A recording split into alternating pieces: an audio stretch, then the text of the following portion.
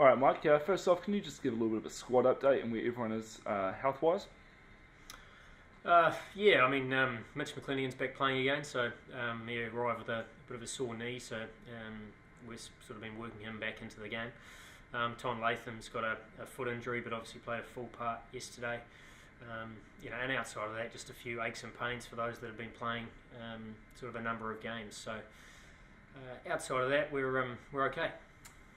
Learnings from the warm-ups, both those games, obviously quite different, but what do you take out of both of them? Yeah, look, I thought we showed some good improvements with the bat, obviously in the second game.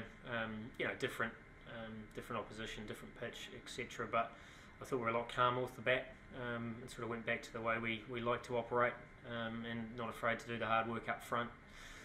And I thought they were really good. And I thought yesterday the death bowling, with the challenge of a very small boundary, was very good, and certainly something we're going to be confronted with over the coming weeks. Feeling important for that top five to get some time out in the middle yesterday? Yeah, it was, but good time. I think chasing a large score is certainly something that perhaps has been a bit of a nemesis for us. In terms of finding that tempo. So really pleased yesterday with the way we found a tempo and was able to stay at it for a reasonable period of time. Between Ireland and those two warm-up games, how would you rate the build-up to this tournament? Oh, look, it's been a little bit of a challenge with a number of players having niggles. James Neesham got a whack on the knee yesterday before the game started, so that was another issue for us. So those things crop up from time to time, and I guess that's the advantage of having your whole squad fit and ready to go. Did you come over with a starting 11 in mind, and has that changed since the build-up?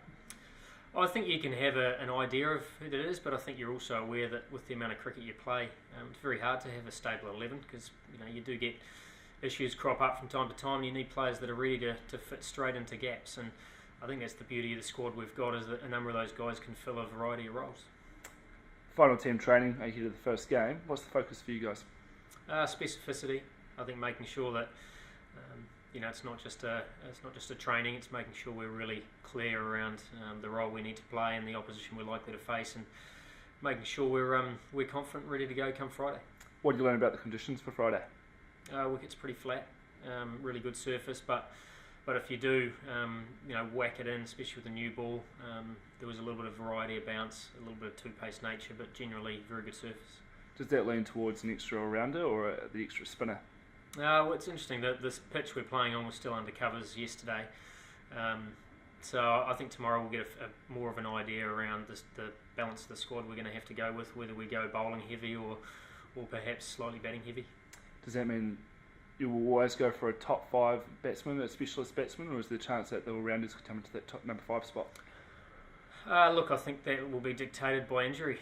We've got a pretty stable top 5. However, we've struggled to be able to put that out on the park very often due to little niggles. So we've got a bit of flexibility in the squad. Jim Patel's obviously pretty familiar with the ground. Has he given any hints as to what to expect come Friday? Oh, look, he has. He's got plenty of experience, but as I said, it's still 3 days out, so the pitch will change quite a lot. Look, we've got readings, as do all the teams, regarding the moisture content and the cleag reading, which is the hardness of the surface. Jeeton obviously knows how that fits with the pitch at Edgbaston, so we'll certainly be leaning on him and getting some more insight come close to the game. Australia, one of the tournament favourites, take a pretty good performance all round.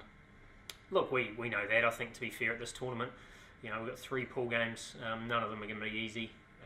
Obviously, Australia, we've had a bit of success against them in the recent past, and we can certainly draw on that, but we know that it's going to be pretty tough come Friday. So, you talk about the quick nature of the tournament. How crucial was this first game? Well, it's probably as crucial as the second one, I think. Look, I think that you can look at it 2 ways. You either think about not affording a slip-up, or you go, well, hang on, if we get on a bit of a roll here, then hopefully we can take that into further in the tournament, and that's certainly the way we're looking at it.